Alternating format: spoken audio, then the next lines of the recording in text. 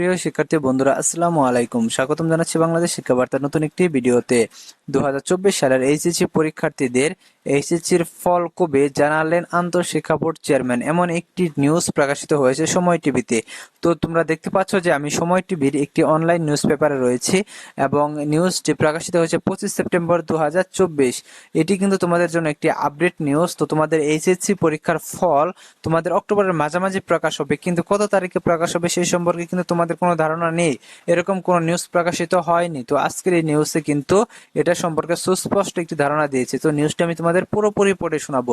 তো তোমরা যারা ভিডিওটি দেখতেছো প্রথম থেকে শেষ পর্যন্ত দেখতে থাকো এবং আমাদের চ্যানেলটি যারা এখনো সাবস্ক্রাইব করেনি আমাদের চ্যানেলটি সাবস্ক্রাইব করে রাখো এবং পাশে থাকা বেল আইকনটি বাজিয়ে দাও, যাতে নতুন আপডেট নতুন কোনো তথ্য আসার সাথে সাথে তোমরা নোটিফিকেশনের মাধ্যমে পেয়ে যাও। সো আসো আমরা মূল ভিডিওতে চলে আসি।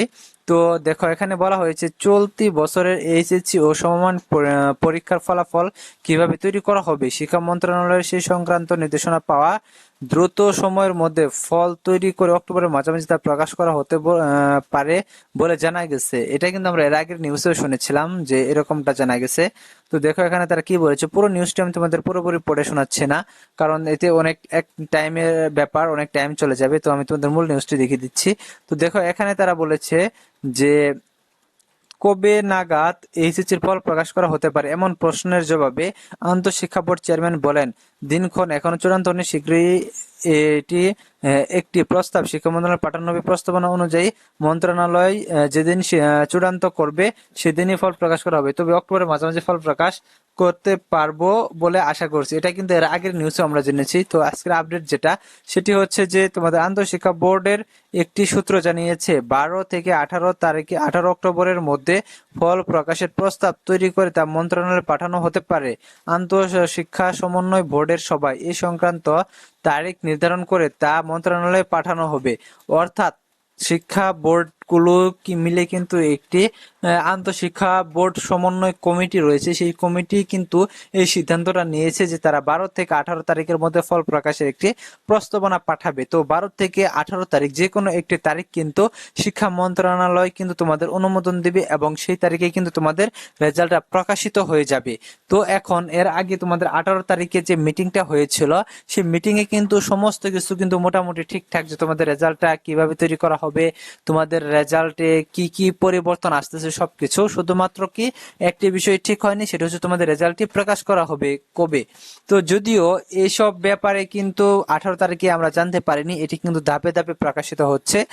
বিষয়টা কিন্তু শিক্ষা মন্ত্রণালয় বা শিক্ষা বোর্ড কিন্তু গোপন রেখেছে এবং যখন প্রয়োজন মনে হচ্ছে বা যখন প্রকাশ করা প্রয়োজন তখন কিন্তু একের পর এক একটা একটা করে নিউজগুলো কিন্তু প্রকাশিত হচ্ছে, অর্থাৎ একটা একটা করে সিদ্ধান্তগুলো তারা প্রকাশ করছে।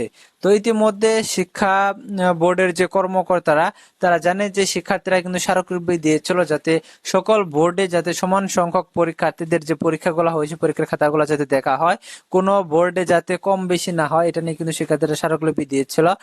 এই বিষয়ে তারা অবশ্যই জানে এবং এটা নিয়ে যাতে কোনো প্রকার আন্দোলন না হয় সেজন্য হয়তো বা এই ব্যবস্থাটা নেওয়া হয়েছে। তবে যাই হোক, তোমরা কোনো প্রকার আন্দোলনে জড়িয়ে পড়ো না, কারণ শিক্ষা বোর্ড ও শিক্ষা মন্ত্রণালয় যে সিদ্ধান্ত নিচ্ছে তোমাদের ভালোর জন্য সিদ্ধান্তটা নিচ্ছে এবং বিবেচনা করে বিশেষজ্ঞদের সাথে পরামর্শ করে কিন্তু তারা সিদ্ধান্তটা নিচ্ছে।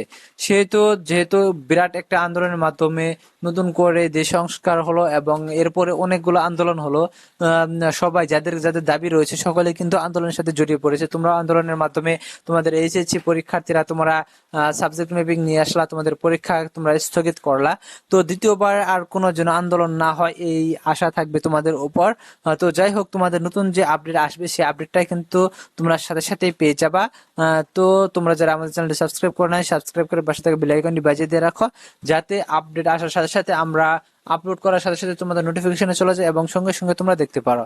এবং তোমাদের যারা ছোট ভাই বোনেরা রয়েছে সামনে এসএসসি এবং এইচএসসি পরীক্ষার্থী, তাদেরকেও বলবা আমাদের চ্যানেলটি সাবস্ক্রাইব করে রাখতে, যাতে সকল প্রকার তথ্য তারা আমাদের এই চ্যানেল থেকে পেয়ে থাকে। ধন্যবাদ সকলকে পুরো ভিডিওটি দেখার জন্য।